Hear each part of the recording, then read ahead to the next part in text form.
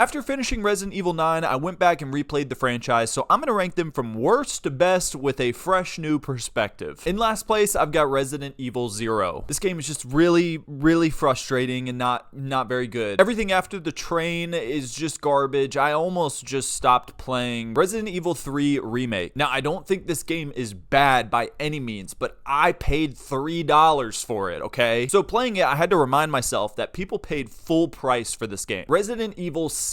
From the very beginning of this game, you know it's just gonna be something different, but like in a bad way. The cutscenes are just so corny. It tries to be really cool, and it's just not. Resident Evil Code Veronica. I had never played this game up until a couple weeks ago. Some people told me it was their favorite. Well, is it the only one that you played? Look, it's a fun game. It desperately needs a remake, but it is overly difficult. The soft locks are annoying. Resident Evil 1 OG. There is just a better way to play this game. All right, that's strictly what it comes down to. It's not a bad game. There's just a better way to play it. Resident Evil 1 Remake. I think it is a perfect, beautiful game, but I don't think it's as fun as some of the other entries. Resident Evil 5. Now look, I played 5 with a friend 100%, and we had a blast. This game is just pure fun. We couldn't stop. We couldn't get off it. It was just pure fun. Resident Evil 8. But the funny thing about Village is that the village is the worst part of the game. I enjoyed the story. I enjoyed the 4 different areas that you need to go collect rose. The ending really ties a lot of loose ends between 7 and 8, but I just do have some problems with this game. Resident Evil 2 OG. 2 different storylines, making decisions in each can affect the other. Just a genius way to add some replayability. Resident Evil 3 OG. I have this one just slightly beating out the original 2, primarily because of the Nemesis scenes and also the clock tower and being able to explore Raccoon City was really cool. People dock it for not having 2 storylines, but there's multiple endings to this game depending on the decisions you make. Resident Evil 2 Remake. Originally, I had the OG above it, but going back and replaying it, I can't deny that this is the better game. Also, going back and playing these in such a short span really made me appreciate the lore and the story. Resident Evil 9. I do think that this game is that good. It has some of the scariest moments. It has some of the best and most fun action-packed moments, and I enjoyed the story. I was definitely into it. Resident Evil 4 Remake. This game is nearly perfect in every way. I think the changes that they made from the original was a good thing. Resident Evil 4 OG. The original is just more